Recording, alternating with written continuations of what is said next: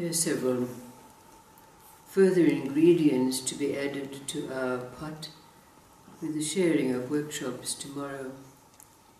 But this is the final story, with the possibility of invoking in us an answer to the questions: what is the meaning of when all in the house were asleep, I went forth? And the symbolic significance of the staff. There was a king. He was just and fair, and his kingdom prospered under his rule.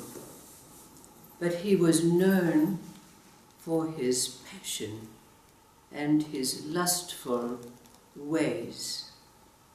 There was not an attractive Jewish or Gentile woman who had not been forced to succumb to his lust. Not far away from his palace, there lived a rabbi, a renowned sage, who had the blessing of having as his wife the most beautiful woman in the whole city.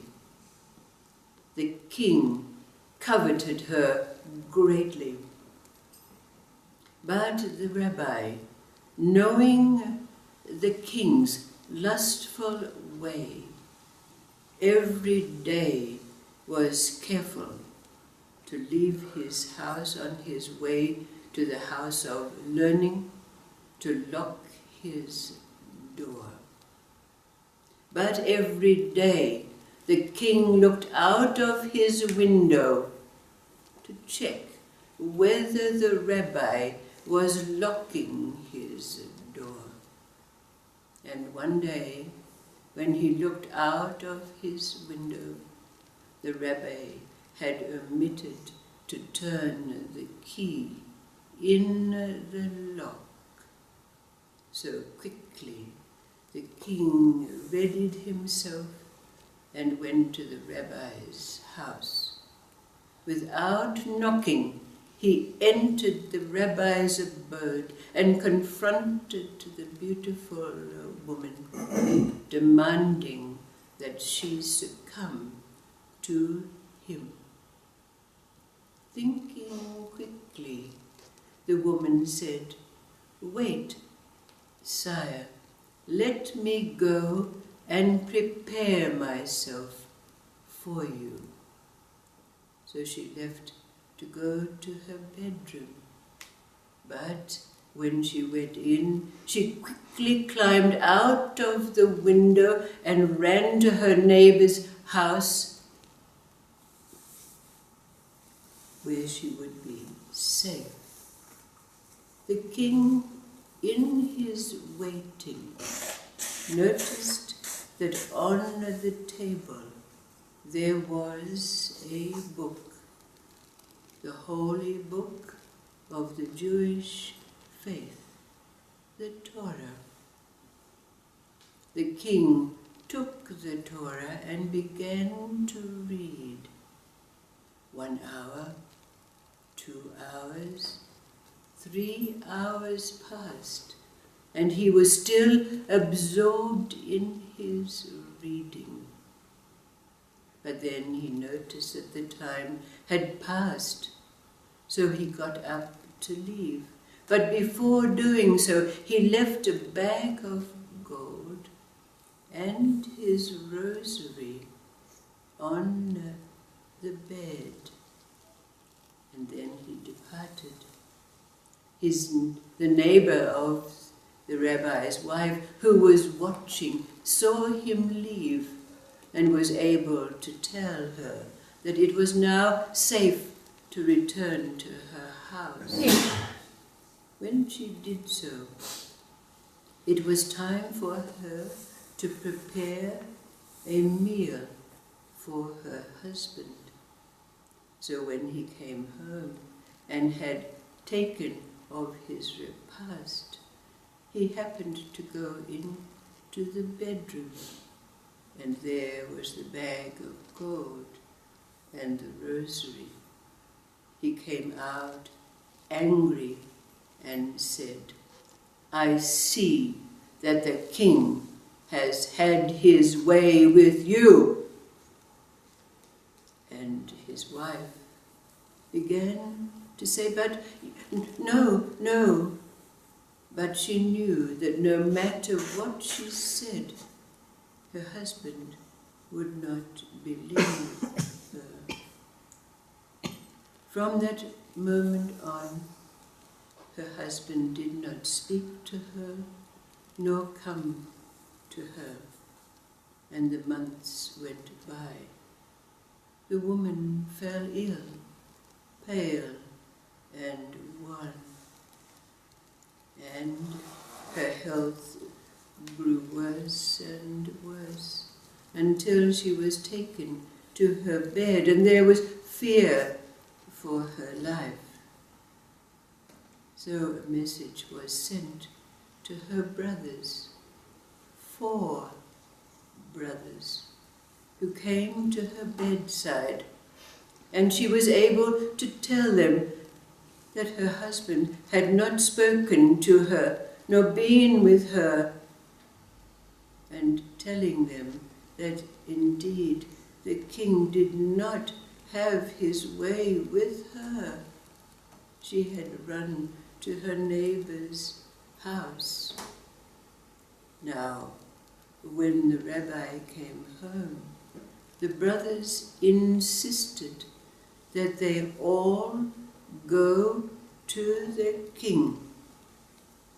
And so the 4 brothers and the rabbi went to the palace and were brought into the presence of the king. Now, the brothers did not want to rile the king and bring him to anger, so they decided to tell a parable to him.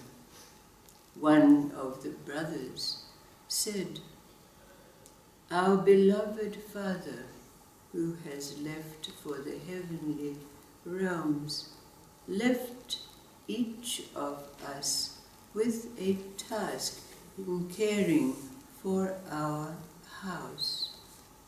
But we had no one to care for the garden. So a contract was made with a sage who would care for it for us. But over the last months, the garden has been neglected. It has not been cared for. So the contract has been broken." So the king, who learned from his readings how to understand the parables, the subtleties of the messages of the words of life. So he understood what the parable was implying. And he turned to the rabbi and said, "What is it you make of this?" And the rabbi said, "Yes, indeed, a contract was made to care for this garden, but it has been neglected over these many days because it was found that the king's lion had entered the garden and eaten of the fruits, and there is fear that the lion will come again." The king immediately recognized the implications of this story, and he said, "Yes, indeed, the king's lion has been known to roam far and wide indiscriminately, but he has learned to rein in his lion. It will wander no more. Let it be known that when the king's lion entered that garden, it did not eat of the fruit, nor did it touch the flowers. All it took was this, and from under his robe he took out the holy book and returned it to the rabbi. The rabbi and the brothers went back to the rabbi's house, where the rabbi embraced his wife, asking for her forgiveness. From that day on, the rabbi and his wife lived in great peace and happiness under the rule of a king who not only ruled fairly, but now ruled with wisdom.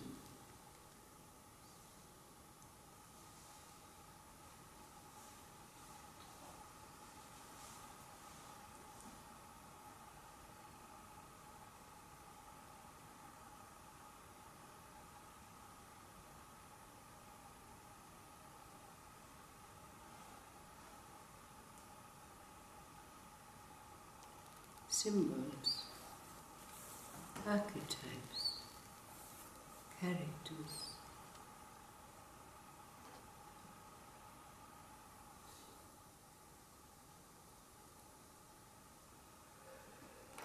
How might this story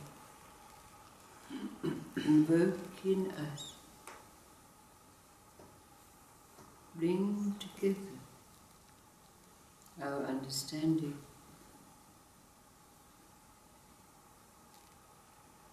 of the words spoken or said to have been spoken by one of the greatest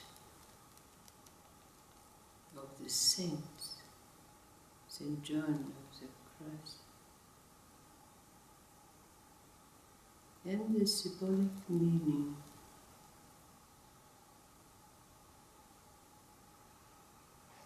the story told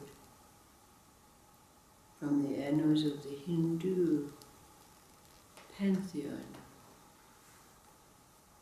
the staff, the alignment, the coming together of the dimensions of existence, Sat, Chit, and Nanda, existence, knowledge.